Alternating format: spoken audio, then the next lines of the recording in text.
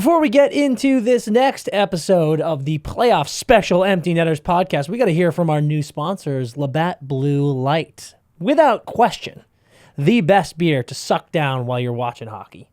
No doubt about it. I can't tell if there are new sponsors or our blue sponsors. Did you guys like that? That is real nice. Here's the That thing. goes down just as smooth as an LBL. I'll tell you what. I'm hard pressed. This is no lie. I'm hard pressed to think of a single beer that I could see in a fridge at a house party that would make me want to grab it immediately more than Labatt. Like, you open their house party and there's everything in there. If I see Labatt in a fridge, I'm like, oh, dude, yes. Grab it first pick every time. I completely agree. Listen, just because a beer is light doesn't mean it needs to lose out on taste, and that's exactly what Labatt Blue Light makes sure to absolutely perfect. This is a pure, crisp Canadian Pilsner. It's got all the flavor of your favorite beer with so many less calories. This stuff is delicious. It's a fresh Canadian product, and because of that, it is one of the best drinks that you can drink at any moment, whether you're sitting out in the sun, whether you're hanging out in your house, but primarily while you're watching for some Stanley Cup playoff hockey. Labatt Blue Light is going to take care of you every single game from the first puck drop to the final buzzer. Get on board, stock up that fridge with some LBLs because it's hockey season, baby. I'm going to responsibly have about 10,000 of them between now and the Stanley Cup final. I'll be right there with you.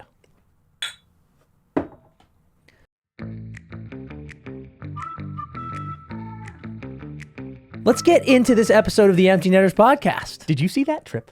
Yes, that was absolutely That was the most savage. Literally turned his stick over, hooked it around Barkov's foot, and then just pulled his foot out. That's one of those penalties that you look up. Like, you watch like a YouTube video of like, what is a trip when you're trying to become a referee? And it's like, when someone does this.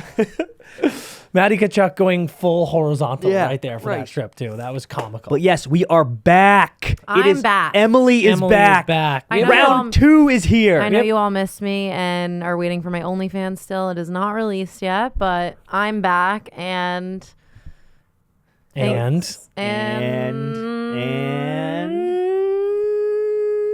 oh, how did you not hit I'm gonna come there? I'm gonna come. That so would have disgusting. been so funny. It's so funny, though. I know, but it's so disgusting man. when you say it. I'm not even joking. It's like, imagine your grandfather saying it. I would laugh so hard. My grandfather After said that seeing so many that times. video. But like, do you understand what I mean? Like, it's just so uncomfortable. I get you. It's like, do you want Edge saying that? Yeah, it'd be hilarious. No. It'd be objectively funny. Listen, we're cranking out this episode while we're watching the games. As always, we got the second intermission of the Panthers Maple Leafs game. Maple Leafs came out hot. My boy Mitchie's got a point already. He needs one more for us to cash in on that bet. But the Panthers responded big time in the start of the second period. They're up 3-2 now. They're going to have a power play heading into the third, so we'll be watching that and reacting to it the whole time here. But listen, we got round 2. First round 2 ep. Kicking. First round 2 ep. We're going to dive right into the games. CP, start us off. I want to start right where we left off in round 1 with the Devils. Do it. Devils Canes. Can I jump in? Yeah. The Devils are playing perfectly to the script of advancing to the next round. Yeah, fair. Well, no, because it was on. These are in Carolina. Yeah, that's the only. They lose the first 2 games. They lose the first 2 games 5-1.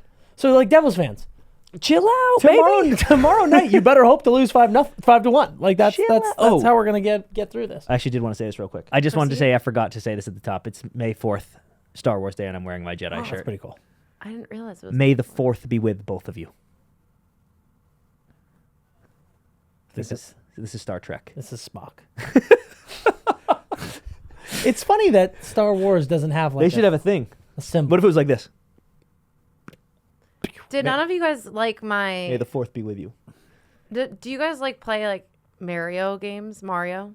Yeah. Fuck yes, of course we did. And you didn't notice? You didn't notice my? Oh, little- I thought it was sick. I said it when you showed me. I was like, "That's sick."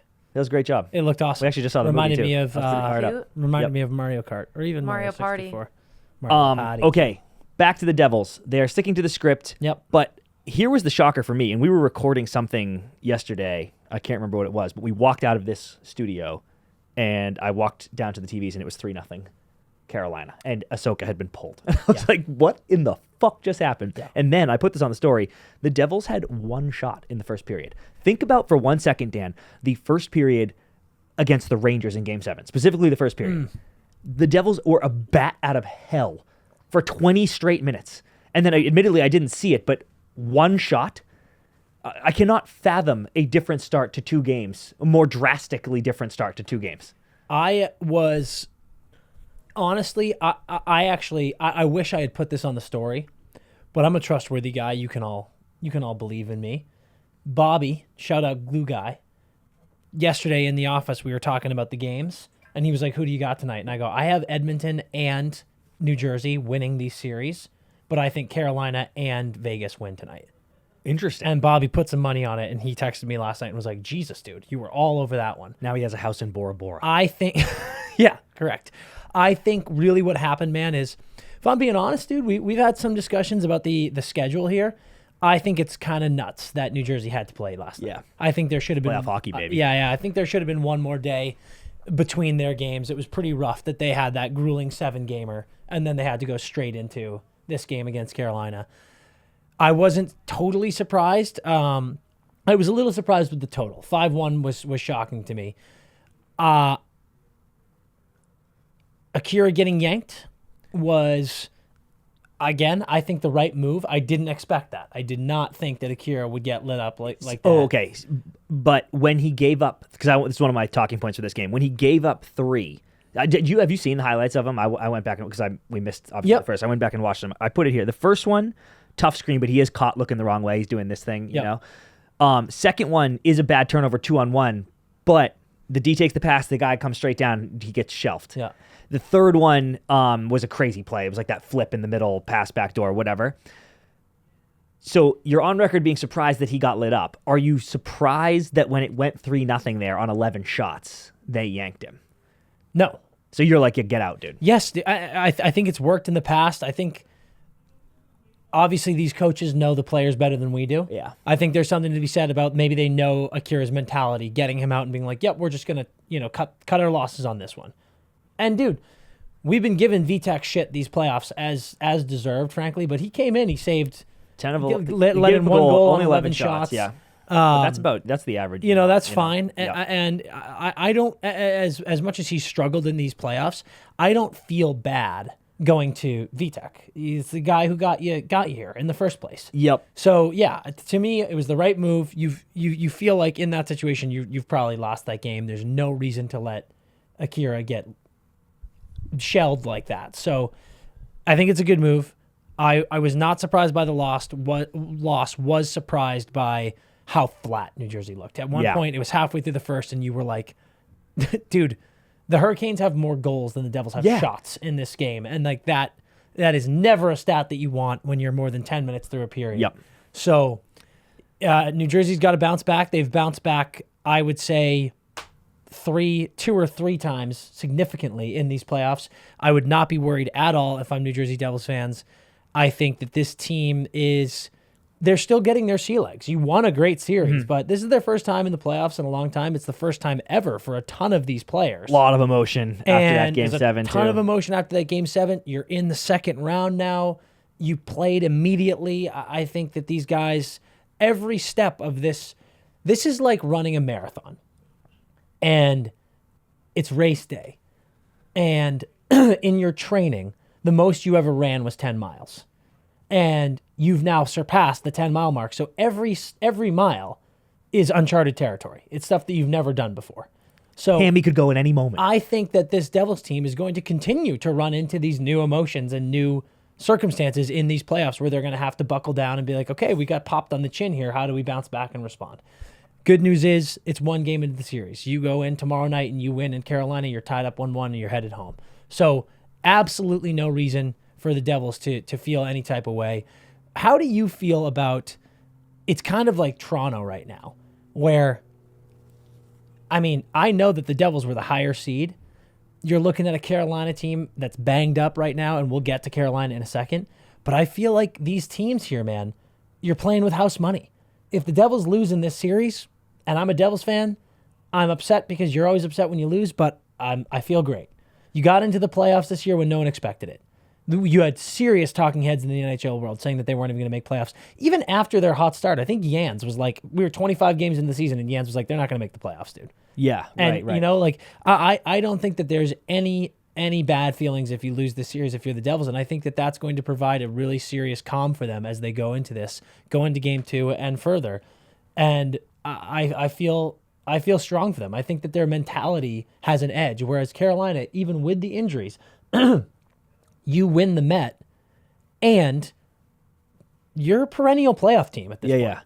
The last 3 years, Carolina's been a really good team that's on trying the rise. To make noise. On the rise. On the rise. And I know the Carolina fans, you guys get big mad at us a lot. We're just talking about the injuries, guys. The injuries are brutal for you. And regardless of that, though, you look at management and you need to progress. So I think there's more pressure on Carolina. Yeah. So I think I might have misheard you, but I know what you meant because you just said the Carolina won the Met. I think you said before the Devils are the higher seed, but Carolina's the higher seed. I meant in the New York series. Oh, got it. I know that they were the higher seed in that series. So but it's it felt like an upset. You should have been, but it totally felt like an upset. You look at New York, how good they are, the experience they have in the playoffs, and like we talked about last episode, all the shit talk and then lot of talk. The players that they added. Yep. That was New York's series to lose, and they lost it. So the Devils are way ahead of schedule, dude. You are spot on with that. They making the playoffs and beating the Rangers in the first round. Dude, you are getting a fucking foot rub. The entire management team is getting a foot rub after this season. All summer, dude. All entire summer of foot rubs. Lindy's job is safe. It's amazing. No matter what Everyone's happens now, good. everyone's great. So, yes, they are playing with less pressure. I would argue Carolina is also kind of playing pressure-free because of they're like, whatever, this season was a wash anyway. It's an interesting dynamic of two teams. You've honestly, man, you've almost played too well for that now. You've played your way out of your excuse. Yes, but I think both think the Islanders weren't that big of a test. Yeah, I agree. So, but if they fucking beat the Devils, dude, forget about we're chilling. I'm like, no, you win the cup. You have to win now. Yeah. So another thing I'll be interested to see is the Rangers. It seemed like to us and to a lot of people, they were like, oh, Devils are faster. Devils get more chances. Let's grind them down. Let's play a 20-shot game. And last night, Devils had 18 shots in that game, but Carolina only had 23. And I was like, oh, I think Carolina wants to do that too because they're like, we're hurt. The Devils are faster than us. The Devils are going to outchance us. And I was about to be like, why would you follow the same model the Rangers just fail that? But then I was like, did the Rangers actually fail at this? Like, I know they lost, but only because of Ahsoka, I think. I'm not sure that wouldn't have worked if Ahsoka didn't come in and shut them out 50 fucking games in a row. I'm just laughing at the Devils, man. They feel to me like that scene in Joe Dirt when he's working the oil rig and it's just blasting everywhere and he's going, I'm new, I don't know what to do. Like these little kids are so good, and so it's like Jack falling when he's crossing over against the Rangers. These kids feel drunk. And they're going to win some games here because they got that drunk confidence, but then they're going to get popped in the mouth sometimes too because they're a bunch of goons out there just having fun playing pond hockey. And it's just so funny, man. The Devils they're the most funny team to watch because they've got so much talent, but there's so many times where it feels like they have no clue what they're doing. They take after Jack, dude. Like he's just like, what's they up, go boys? With Jack, dude. Yeah, out here drinking Gato. Jack's out here last game getting slashed in the mouth, bleeding everywhere. Someone's holding up a cuck sign with his mom and Aho in the stands, and it's mayhem. I love it. Okay, I have to say something about Carolina here. I am so fucking impressed with this team. Oh gosh. You just said it there. And dude, I didn't believe in them at all. I picked the fucking Islanders to upset them. Okay? I didn't believe in them at all. And everyone's saying, there's a lot of Carolina hate on our page lately. We do not hate Carolina at all, but admittedly, there's been some Carolina chirps recently. I am here to declare, dude, that the Carolina hate is fucking over because I cannot fathom what they are accomplishing with these injuries. This team is extremely, extremely legit. Yeah. And the fact that they are hanging around, bullying the Devils, playing whatever type of hockey they want with the roster they have, this is one of those teams where the playoff experience is really showing. And good on them, dude. It's been unbelievable. Yeah, they just feel like they know what to do. And, it's interesting, man. You've got... They went 6 against the Islanders. And yet, in last night's game, Kakaniemi scores his first goal of the playoffs, and on it, Martinook and Fast get their first assists of the playoffs. Like, they've got guys who are kind of waking up. Yeah, and it's scary. It's just a weird it's a weird thing. Like, honestly, other than Aho and Burns, no one's really cooking. Dude, and it's cool. It goes to show they're figuring out how to play 4-line hockey here. And I'm not saying figuring out as if they hadn't been doing that all season, but that's what wins playoff series. Damn right. And they are really playing 4-line hockey here. Their depth is showing. People are stepping up in such huge, huge ways here. And yeah, it makes you think we all doubted them. You know, I picked the Devils. I still think the Devils have a good shot here, but the depth that they're showing and the resilience they're showing speaks so loudly to playoff experience. Dude, coming out of Game 7, Devils rags. I was like, Devils are going to win the whole fucking thing. Yeah. And then literally Game 1, Carolina took their glove off and just a little right across both cheeks. That dude. was a pick you up by the back. It was bare bottom? No, not bare bottom, but it was a pick you up by the back of your belt and spank that little bottom. 5 times, dude. Don't think that you can come into the second round and know what you're about. Devastating. It was, yeah. Here's the last thing I want to say. I love Hurricanes fans for this, dude. We put up the tiers to start the playoffs, and we put Carolina in cup or bust because they're sick, dude. They're a sick team. They're like 110 points, whatever it was, cup or bust. Every comment from Carolina fans goes like this.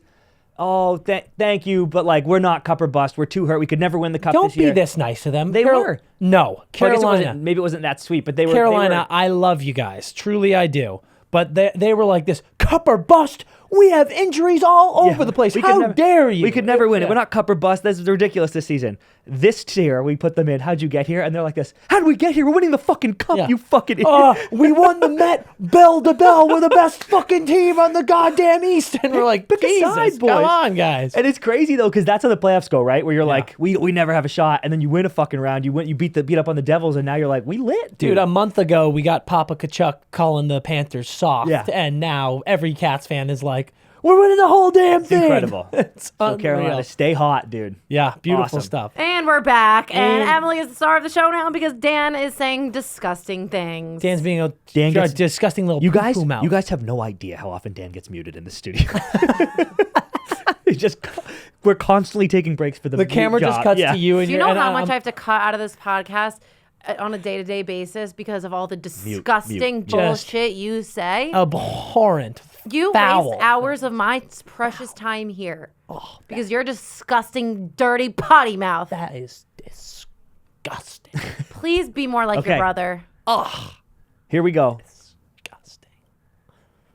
Oilers, Golden Knights. Yeah. I wanted to say that Biz has been all over the internet saying this, that because the Oilers power play is insane. Vegas is the least penalized team in the NHL. Was that going to be a factor? Game 1, Vegas takes 3 penalties, immediate 2 Oilers goals. Yeah. Luckily for Vegas, the Oilers took 4 and their power play held serve and scored 2 of their own, Yes, which is sure how did. they stayed in it.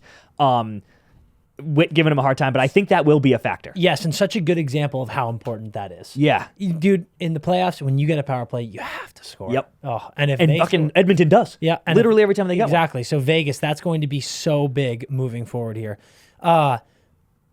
This game, my first thing I got to say, and it comes off the heels of us posting a clip praising how insane Connor McDavid is. And McDavid had himself, I think, two another at least, another 2-point night, 2 assists. Connor McDavid is hurt. Oh. Yeah. Absolutely. You're on this? Yeah. Are you breaking this news? No.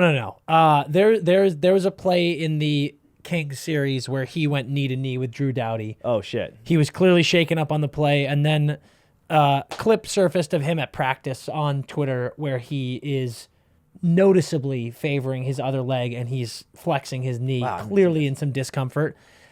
And it's cool that discomfort looks like fucking 13 points in 7 games. Yeah, it's great. And it's amazing that he gets, we're talking about guys on the Bruins and the Rangers who've disappeared. And this guy's getting 2 points in a huge game when he's hurt. And it's like, that's what it takes, man.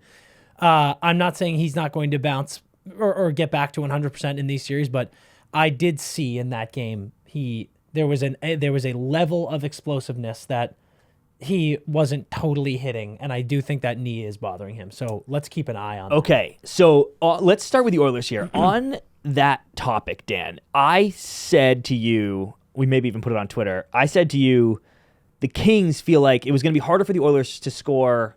It was harder for the Oilers to score on the Kings than it's going to be against Vegas. And then oh my God. Jesus. LB played pretty well again for Vegas, but they had 4. And I think I maybe slept on Bruce Cassidy a bit. I know a lot of Boston fans didn't like him. I get nothing but nice things to say about that guy. And for any of his flaws, which I'm sure we all have, he can cook up a pretty good defensive game plan. Absolutely. And I think they maybe do have a better chance of kind of slowing down that top line, especially if McDavid is hurt. Because, dude, broken stick. RNH, our boy, 7 games, 0 goals, 4 assists. Yeah. Evander Kane, 7 games, 3 goals, 1 assist. Not horrible for Kane, but because of the goal factor. Yeah. But it is right now feeling like, if I'm an Oilers fan at least, your worst nightmare. Well, I guess your worst nightmare is Connor and Leon go cold, but your second worst nightmare is it's just them again. No one is supporting and them. That's what you're living so far. Yep. So if you're Vegas, if you're Bruce Cassidy, if you're like, hey, just stop them. What's do you know off the top of your head? Do you know what Hyman's numbers are? Oh no, I'll look right now. Because he's agree. been pretty good, actually. I think That's what I'm saying, and I think Evan Bouchard is amongst the top 5, if not top 3 in points in the playoffs. Still, that's a huge addition. Bouchard stepping up that big. Yep. But yeah, you need it's. Hyman, 7 games, 2 goals, 4 assists, 6 points. Yeah, that's pretty good. You'd like some more goals from Hyman there, but Some big ones though. I think RNH is the. It's a 100-point guy, dude. RNH is the highlight there. You need everyone to be going in the playoffs if you want to lift a cup. And yeah, if you're an Edmonton fan and if you're Connor, you know that's in the back of your head. You're going, God damn it, guys, don't go cold on me now. So that is definitely something to keep an eye on, as well as that McDavid injury. Austin. But it's like I said, I like Edmonton in this series, and not by much. I love Vegas. I think they're such a fun team. I think they're such a good team. This was a game, like we talked about last episode, Stuart Skinner. That's a lot of goals. Where you at, dog? That's a lot of goals. Letting in 5 goals is usually never going to win you a Stanley Cup playoff game. So you can't have the defensive performance like you had in that game again if you want to keep moving forward if you're Edmonton here. But let's get to Vegas, man. Well, no. I got to talk to you about Draisaitl for a second. Oh, yeah. I got a hot take. And we got to say, oh, my God. Holy shit. We got to say something about that. So, oh, my God. How in the fuck? I pop on Twitter before the game, and it says, Johnny Toe-Drugs! Oh, my God, Bob. Holy goalie, Bob. That's such a save. That is such a huge save. Add it to the Bobrovsky, list. dude. Bobrovsky, you're on the force. Add it to a list of goalie iconic Bob. saves. Big saves, man. That is a huge, huge save in this third period. Okay, so I see this stat. I'm probably going to butcher this a little bit, but it's like most goals by an Oiler ever through 7 games in a playoff run. And Draisaitl came into the game with 7. Mm-hmm. And into his 7th game with 7, and the record is Gretzky with 9. And Draisaitl scores immediately. Yep. Because the fucking Knights take a penalty. And I'm like, wow, Draisaitl 8. And then it's like Vegas. And then Draisaitl scores again from behind the net. Yeah. And I was like, wow, he tied Gretzky. Incredible. Then he scores again for thank Hattie you. to break the record. Thank you and then very he scores much. again, dude. Which I know we'll get to the Dallas Spunk series in a second, but another 4-burger. And dude, I was like, Connor, for any disappointment that Connor's having with the RNHs of the world, he must be kissing Leon Draisaitl on the mouth in between every game. Open mouth, passionate kisses for Leon. It's dude, the fact that we had 2 4-goal nights or 2 4-goal games Back-to-back nights. in back-to-back nights is stunning hockey. I have a crazy hot take for you, okay? And Emily, oh my God. You're going to have to put... Oh, what a play, dude. Oh, I thought he kept that in. That was sick.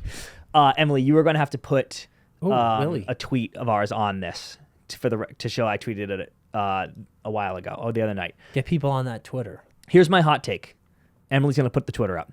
I have long said that I think Leon Draisaitl is an incredible hockey player, but undoubtedly benefits from playing with McDavid. Both because McDavid is sick and all you have to do is pass him the puck in the D zone and he'll just go get you a free assist. And also because defenses are so keyed on Connor that Draisaitl's allowed, even just like a pressure standpoint. You just everything, all the weight's off you. Dude, watching Draisaitl last night just stand on the off wing and catch seam passes from Connor and fucking hammer one-timers into the net. I'm not saying Draisaitl is better than Connor, but I am like, this is actually symbiotic. Connor stats are getting boosted because he gets to play with Draisaitl. I don't even think Connor's numbers would be as good if he wasn't playing with the fucking second best player alive. I do. This is a hot take. I know. But I don't disagree with it, man. I don't think either of them can live without the other. It's nothing. They are obviously both insanely good, and we've seen them, God, goalie Bob again, on Johnny Toedrags again. Holy moly. We have seen them both clearly do well when the other's out of the lineup. They are both phenomenal players, but man, they elevate themselves to another level because of each other's existence. It might be, here's my hot take. Yeah. I think there's an argument to be made that already they are the best combo in NHL history. Already. Like, you look at so many of them, you look at Gretzky and Curry, you look at Jágr and Lemieux, you look at Gretzky and Messier. Yep. I think that there is a legitimate argument to be made about the two of these guys because they are silly. It's truly silly season. Agree with the two of these. And guys. I'll dig in on that because I love that take from you. And obviously, wow, I'm not saying that Connor wouldn't be the MVP and the best player in the league if you put him on any other team. But dude, I just think if you put him on Vegas right now, he does not have 155 points. So here's the question.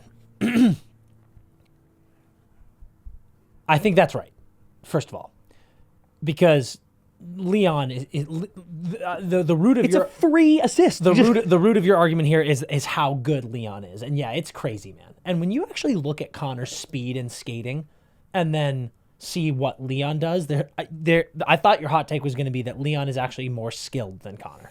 Whoa. And I was going to have a hard time disagreeing, dude. Yeah. Because Leon can't rely on that speed and skating, so he does it all with his skill. Yeah. And he has, 138 points this year? 28, but I think it's disgusting. So it's like, well, holy moly. I think if you put Connor McDavid on the Knights, you do see like Jack Eichel has 100 points. Yeah. Or Mark Stone has 100 points, if healthy. I think these are the type of guys that just elevate everyone around them, but they are so interesting and unique because they clearly are two of the elite, two of the greatest hockey players to ever live. Yes. And yet they both elevate each other. What a special thing. What a beautiful friendship. What a beautiful friendship. Okay, now to the main course, the shrimp. Yeah. I have a question. Well, I know what your take is, so let me just say this, and I would like to put a vote up anyway. Actually, Emily, you can weigh in here. The original bet was if Jack got 72 or more, whatever he got to, that's how many shrimp Dan would have to eat. So if Jack scored 130 points, he would have to eat 130 shrimp. If he scored 75, he would eat 75. Jack did not get there in the regular season. Dan very graciously said, I'll extend the bet 2 rounds into the playoffs. He didn't have to do that. But then Jack passed it last night, and Dan goes to me in the car. He goes, looks like I have to eat 72 shrimp. And I go, well, we'll see if he scores more. Like, we'll see what his final total is at the end of the round. And Dan said, no. Since I graciously gave you the playoffs, it's capped at 72. And I said, no, the fucking bet was what Jack finished at. And I think I won this bet. And then for content's sake, I put myself out there to say, if he hits 72, I'll still do it. So it stops at 72. We're going to put a vote up. And nothing's happening. You were eating 72. No. I'm just putting a vote up because I want to see if people want to shame you, like me. But there is no shame. If anything, well, maybe. Okay. You should maybe all there be is shame. No, there. Let the voters speak. Please, I have an please opinion. Try to tell me, and Emily, I want to hear what you have to say after this. Please try to tell me how there's any shame when I, for the sake of all of your entertainment, extended this and was gracious enough to give you a second round, and you're telling me there's shame for me? Oh my God. I just think it's so easy. I think 72 is going to be so easy. That is what pisses me off. He thinks eating 72 shrimp cocktails is going to be easy. I'll do it too off camera. Take no glory. I mean, shrimp are small. They're tiny. You're going to do it in 5 minutes. You guys are...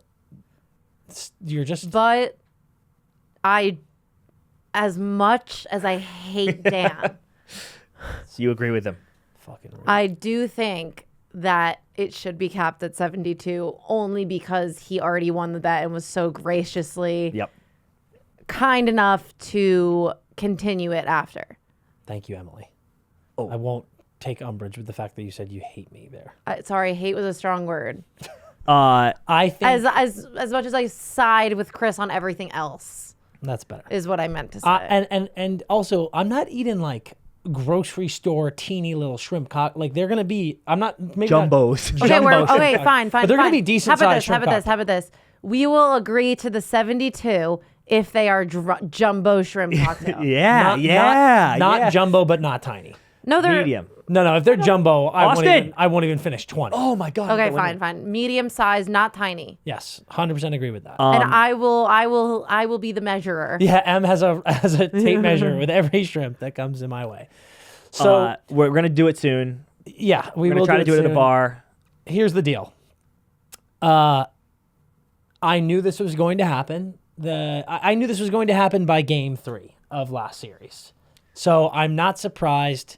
The fact that Jack got it on a second assist. Yeah, I was just about to ask you that, dude. And then put the cherry on top with a empty netter was just so incredibly perfect. I wish it had been the empty netter too. Actually, no. I'm glad it was a second assist to motherfuck you. but it would have been so perfect if he did it on the empty netter. But I actually think the cherry on top being the empty netter is almost just as good. Beautiful. So props to Jack. We love you.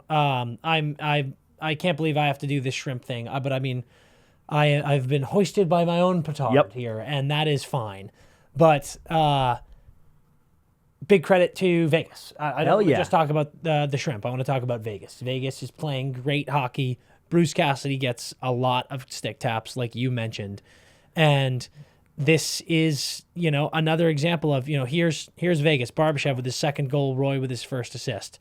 Amadio with his second goal, Carlson with his second assist, Stone with his fourth, Riley Smith with his fourth, Pietrangelo with his sixth. These guys are spreading the wealth. Barbashev, Whitecloud, and Eichel get in the mix. Stevenson's playing incredible. There's a lot of impressive play from these guys. They're really spreading it out, just like Carolina is. And you get a huge win against Edmonton at home. You're looking to go up 2-0 at home. Like, you feel great if you're Vegas right now. We laughed that Jack, with all the injuries, led the team in scoring still with 67 or whatever, while the Oilers have 100-something guys. Yeah. But, dude, Vegas is balanced. They got 6 guys over 50. Like they can hurt you, and they are a good coach team, and some of these guys have been there.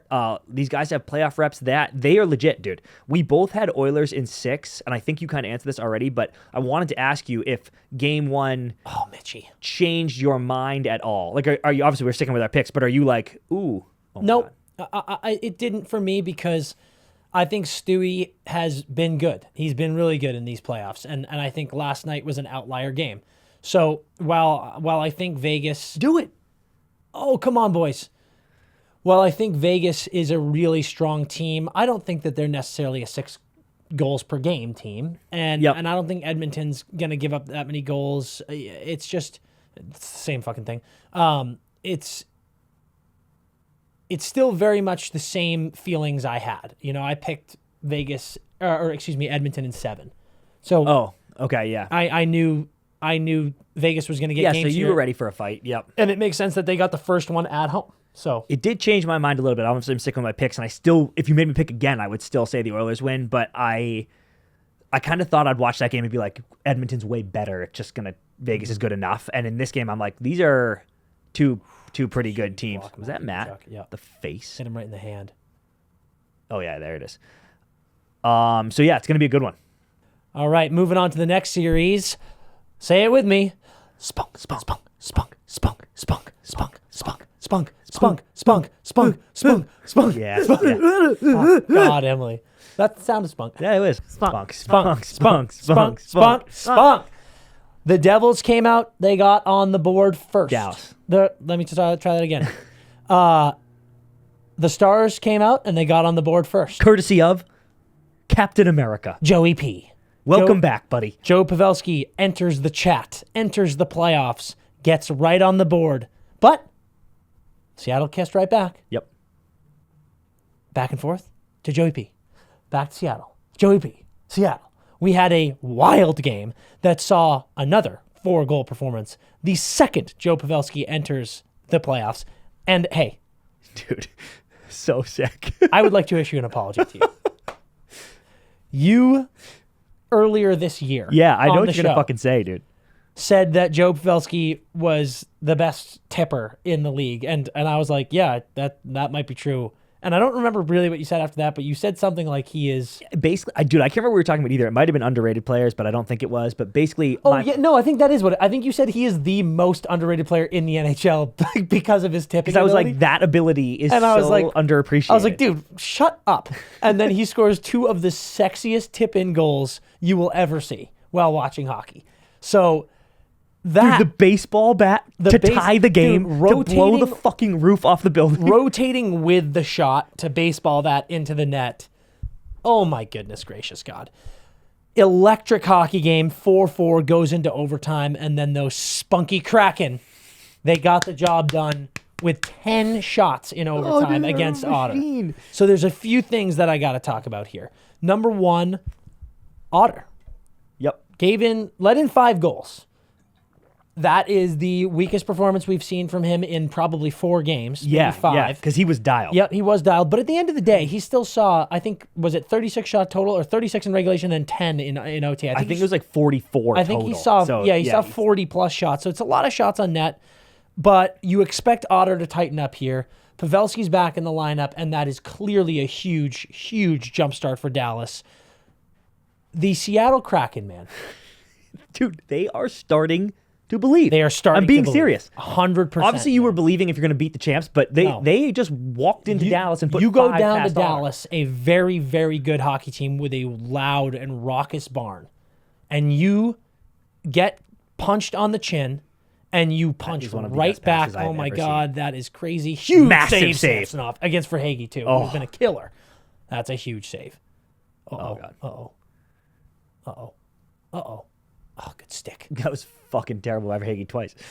So you punch right back when Dallas gives you that lick. And this team, man, there's something about the lack of true star power on this team, no pun intended, Yep. that makes them so different and so dynamic. We talk about Carolina, we talk about Vegas, you're playing 4-line hockey. And truly, that's what it takes. Seattle has done such a impressive job of crafting this team and really playing Hackstall's style game. He brings a real interesting element of the college hockey game to this NHL squad. And there's no egos. There's no pressure of anyone on this team to carry the team on their back. We talked about McCann having such a great season. He's out of the lineup, obviously, but And maybe I will coming say back he soon. didn't travel, so he's out tonight for sure. Yep. But it feels like I haven't heard any imminent reports, but skating. it feels like a return Yep. could happen Yep. soon, which would be awesome. So it's interesting how it feels almost like that team has like 4 role lines. You know what I mean? Yeah. It's not, there's no certified top line. It's like they've got 4 full lines of role players. And damn, dude. Like Yanni Gord is playing 3rd line Dude. on this team and is having a unbelievable playoff series. And that grinds you down, dude. Yeah. It's one of those things where you don't really know how to match up against this team. Hank on the TNT broadcast was talking about Grubauer and how he plays almost this sort of hybrid style goaltender. And that is almost a example of this interesting style of hockey that these guys play. If you've got 4 lines that are so similar, so identical, and so interchangeable, it's a really difficult task to match up your lines against them. And that's how they eventually start chipping away at you. And they're starting to believe, dude. Yeah. We talked about Seattle spunk every episode now because it is the spunkiest thing going on in the NHL, and it's unbelievable. But I'm telling you, dude, this isn't temporary spunk. This is long-lasting spunk. This is going to stick to your clothes for a long time because this team really believes that they can win, and they should. They should. I said, if you're Seattle, you now feel you're not scared, dude. You're in every game. You might get your top goal scorer back. Now that we're later in the playoffs, there's some more time between games, which lets the spunk build up in your body even more, and they just get to release every 3 days. If you're the Kraken releases the spunk. If you're Dallas, you got out hit big time. Huge. Big Oh my time. God. Big time. What that were was those pretty numbers? crazy. I think it was like 47-10 or something. 47-19. Like, that's ridiculous. That's a huge difference, man. That's a physical edge. You gave up way too many shots. But other than that, you got plenty of shots yourself. They dominated at the dot. If you're Dallas, I don't think you're that terrified. You got spunked in game 1, dude. It happens. Yep. Everybody gets spunk. Everyone gets. But the one thing to keep an eye on is that Dallas power play, right? That Dallas power play killed the Wild single-handedly with Otter. And there was a lot of talk pre-series that the Avs run that 2 one-timers on the flanks. That's their power play. Yep. Where Dallas is like, I think it's Hintz. Like, Hintz stands in the middle of the ice and right in front of the goal, plants that. And how to plant, Dan? He plants that ass right in front of the goalie. Yep. And that's how they get their goals. They move it around and they jam shit in. And they were like, oh, well, let's see. Can Seattle handle the new power play? And Dallas 0 for 2 in game 1. So that's something to keep an eye on for sure. Here's a question I have for you. Grubauer started 36 games this year in the regular season. Yeah. He went 17, 14, and 4 with an .895 save percentage and a 2.85 goals against. In the playoffs so far, he's 5-3 with a .921 save percentage and a 2.57 goals against. He's been playing great. Playing his best hockey all season, which is under no right time to do circumstances. it. Oh, big moment. Big moment. Oh, Bob, my God, again, goalie dude. Bob, dude. Holy hell, goalie Bob. Dude, wow. At this point, no chance they go to Martin Jones, barring a disaster. I mean, maybe like an in-game thing, like what's happening to Ahsoka, but like no way they're like, Martin, why don't you grab a start? Because Grubauer's dialed. Yep. So check this out, dude.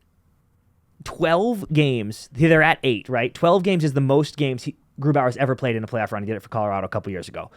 Last year for Seattle, he started 54 games in the regular season, but before that, his career high is 39 games. Yep. And he played, 36 this year. All he's ever done in his career is play under half of the games. I am concerned, if I'm Seattle, that there's 2 arguments. Either you're like, he's fresh, but my concern is I don't know if he's got this stamina in him, because, dude, they are going to ride him like a fucking... Like, I don't want to get too vulgar. They are going to ride him, dude. Yeah. And I don't know if he's ready. That's one of those things that almost feels like a self-fulfilling prophecy. Yeah. It's like, don't put that. Oh God. I literally thought that was going I in. had zero depth perception on that. I don't think that you have any reason to put that fear in the universe when he's playing this well. If he starts cracking, then you can bring up, damn, he might be getting tired here. Yep. So no, and nothing to do, like I said, under no circumstances Yeah. do you make a switch. I'm just curious. I feel you, but I don't think you ever make a switch, honest to God. Unless he gets hurt, you do not make a switch. And the way I look at it, frankly, dude, is like everyone has to elevate their play in the playoffs. Goalies are not an exception. He's doing it. Yeah, he's doing it. He's been fantastic. That is a matchup that Dallas expected to win. And I think over the course of the series, they will win, but they fucking better if they want to win this series. They better be the team with better goalie play. Yep. All right, into our final series in the game that is currently playing. Maple Leafs in the second round. Hey-o!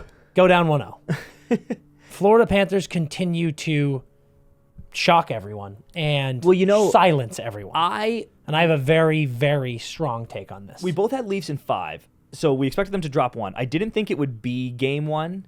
But I did expect a letdown just because of the Emotion. outpouring of emotion. It's a fucking national holiday in Toronto now. There's going to be 1 billion kids born in Toronto exactly 9 months from the other day. People be fucking. People be after fucking that, after that win. after So that I game expected a 6-1. letdown.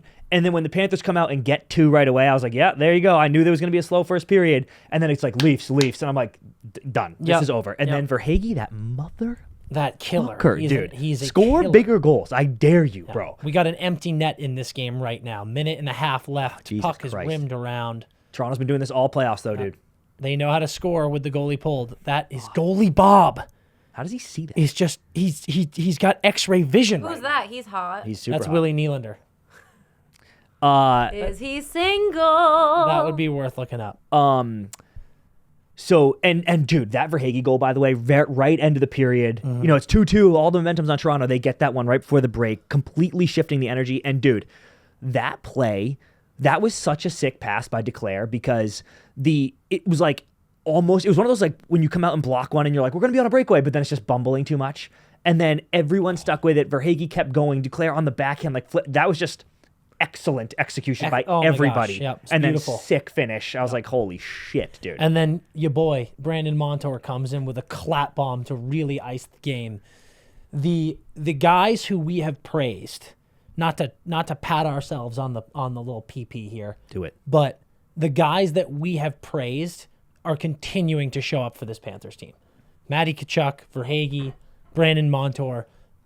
Man, oh man, are these guys playing out of control?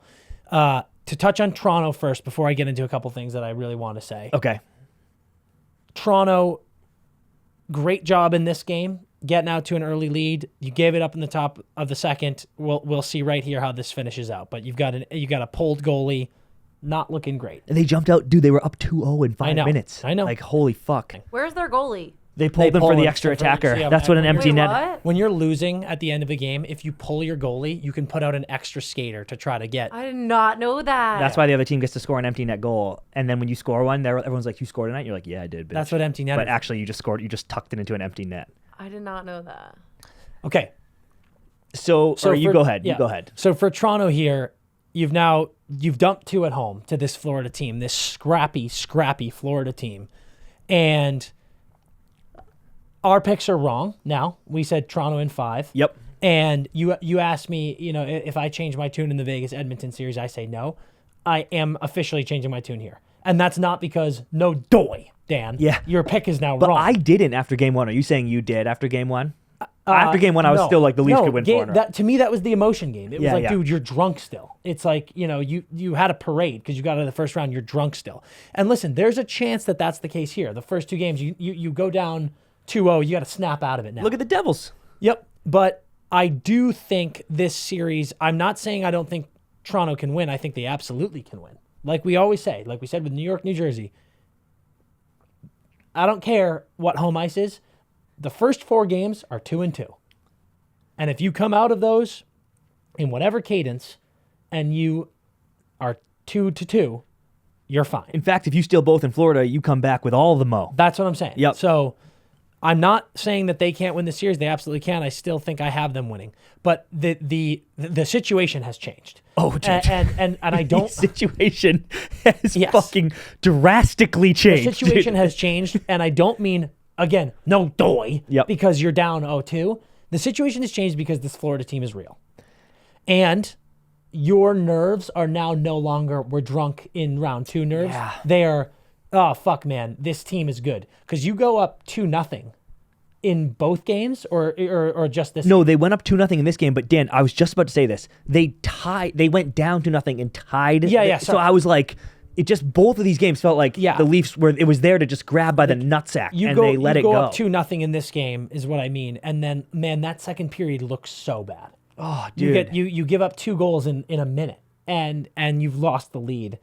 It's just that ain't it.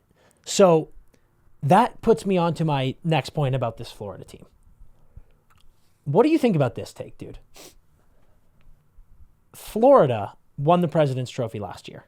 Yep. They got President's cursed and gentlemen swept out of the second round. No, swept. Or swept out of the second round. Thank you. And then you make the big Huberdeau for Matty. Tkachuk trade. Uyghur goes as well. Matthew Tkachuk is better than Jonathan Huberdeau. Yes. 8 days of the week. He is better. He has proved that all season. I said a couple episodes ago, if I'm starting a franchise, Matthew Tkachuk is a first 5 player off the board. And I am right. Dude, I don't know if you saw this. Hockey Collective, love those boys. Yeah. Posted something that was like, I think the image was like, Matthew Tkachuk is a top blank player in the NHL, and it was like sound off. Yep. And I shot them a message like, dude, we were just talking about this, and Dan was like, he's a top 4 guy if you're starting a franchise, and I was like, you're an idiot, and then I was like, actually, you're right.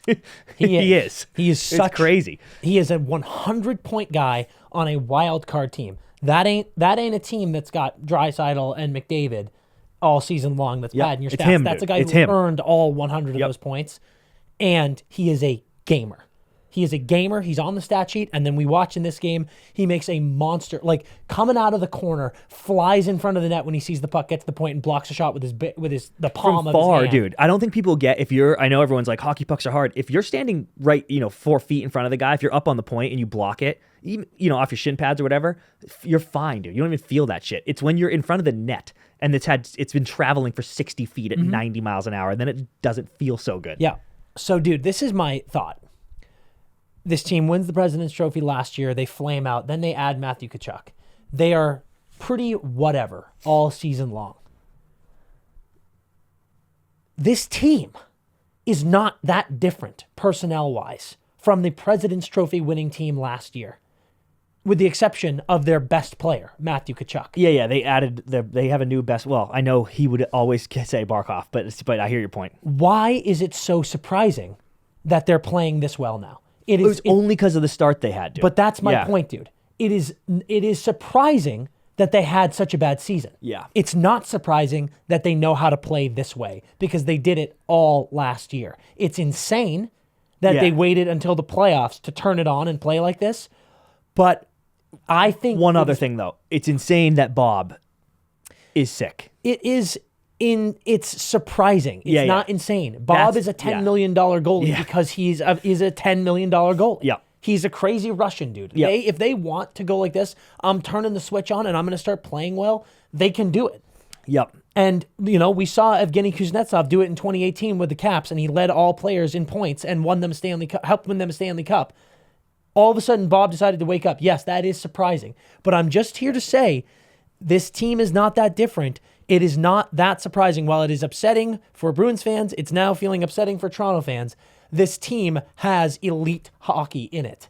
Yeah, And you're fucking right. And dude. maybe it was fucking old man Tkachuk putting some lead in their pencil. But I'm telling you, all of a sudden, dude, these guys are playing the hockey they played last year at the perfect time, and it is crazy to see. I will admit this. I think there's 2 camps of people in this world. If you are a big fan of a team and your team loses in the playoffs, Camp A goes, I wish death upon the team that just beat us. I hope they get swept in the first round and they lose every game 1-0. Mm-hmm. Camp B goes, I hope the team that just beat us wins, because it's like, you lost to the champs. I've always been a Camp A guy. I want every team that beats me. I make voodoo dolls of them. Mm-hmm. I want to hate this Panthers team so badly for robbing me of the greatest Bruins season of all time. Yep. But I just can't. And to be clear, I am undoubtedly rooting for the Leafs in this series. I love a lot of those boys on the team. I love a lot of my friends that are fans. Like, I want the Leafs to win this series. I want the Leafs to win the fucking cup. That would be epic. But, dude, a couple friends in the office like the Panthers. I got friends from school like the Panthers. I lived down there for a while. And they are just, these fucking cockroaches, dude, are just... They won't go anywhere. They don't quit in these games. It is impossible for me watching this series while rooting for the Leafs to wish ill will against this Panthers team, because they got grit. Yeah, it is this Florida Panthers team are a bunch of zombies. Yeah. And unfortunately for the rest of the NHL, they are I Am Legend zombies. Yeah. Not Walking Dead zombies. So look out, because they're a coming. Not good. No. Go ahead. No, let's go on.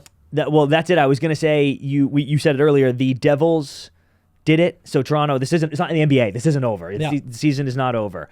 But the emotion that they were feeling post Game 6 against the Lightning, and the belief and everything, Oh, dude, they have got some serious heartburn now. Oh, dude, it's literally coming up into their esophagus right now, and they're desperate for a glass of milk or a huge tub of Tums. Dude, quick tangent.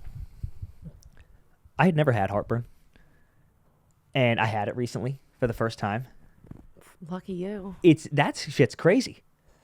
Are you prepared to be a little bit nicer to me now? Yes, dude. Dan gets heartburn all the time, and I don't even know I have chronic heartburn. what the fuck. Why is it even called that? It's not your heart at all. It feels It's like my your heart is throat. burning. It feels like your heart is burning. No, dude. It was like, Oh no, it starts here and then it creeps up. to your throat. Yeah. oh my god. Yeah, it's terrible. And what sucks? What gave it to you? It was a day of just like big, bad bar food eating and drinking and whatever. Oh, that'll get you every time. And what sucks is it's not. It'd be one thing if it was like in the morning, you get a hangover in the morning, and I'm like, yeah, whatever, I'm paying for this. It came while I was still eating and drinking. Oh yeah. And I was like, no, I'm still doing, like, I'll pay for this later. That's fine. But don't come for me now while I'm drinking still. That was awful. Yeah. I don't want to do that again. No, it's awful. I don't wish it upon my worst enemy, dude. I can't believe that's what that feels like. It's awful. I'm so sorry. Heartburn, dude. Holy fuck. All right, that's it. Yeah, that was crazy. All right, that's it for us today at the Empty Netters podcast, guys. We've got action going on right now. Seattle, Dallas just started game 2. We're gonna go live. Going to score another 10 goals. We are going to go live in this game. So, I mean, Speaking of live, I can't tell you to tune in for that. But a couple things before we go. Quick, want to give a shout out to Texas Hockey Apparel. shout out to me. Actually. Shout out to Emily. They hit up Emily. They sent us some unbelievable swag and merch here. CP's got the hat on. I got this sick ass This sweater hat goes on. both ways too. You guys are Oh, unbelievable. I like that side. Sick. Yeah, that side is sick. This stuff is amazing. It's such good quality too. So shout out Texas Hockey Apparel. If you guys aren't aware of these people, if you're down in Texas or if you're anywhere, check out their Instagram. Hit them up. Grab some. They're sick, so soft. Grab some swag. This clothing is so nice. It's crazy. It's amazing. And then a little bit of news. We're headed to Jersey. The Dirty Jers. You're headed to my hometown. I cannot believe we are going to the belly of the beast that birthed Emily Binder, which is just so terrifying. Oh my God, I can't even cannot believe it. wait. I cannot even believe it. So, like we have done before, we did it in Boston. We are headed down to Wicked Wolf in New Jersey. Send me a DM if you are an Empty Netters fan and you would like to attend. I will give you special access to Dan in his hotel room naked. Wow. Hey, Wow. that's going to be a That's really win. short line. Yeah. No, but guys, all right, we're headed to Wicked Wolf down in Jersey. We're going to be there from Tuesday to Thursday. We're going to be doing watch parties. We're going to be doing live pods. We're going to be doing merch give outs, and we're just going to be hanging with you, just like we did in Boston. We're going to mix it up with all you hockey fans, all you Empty Netters fans. We're going to rip the pod, and we're going to have an absolute blast. So we'll pop this up on the Instagram. We'll give you guys all the details, but come join us at Wicked Wolf on Tuesday and Thursday for some unbelievable hangs and some hockey talk. It's going to be a blast. Until then, skate hard And drink Labatt Blue Light. responsibly. Nice.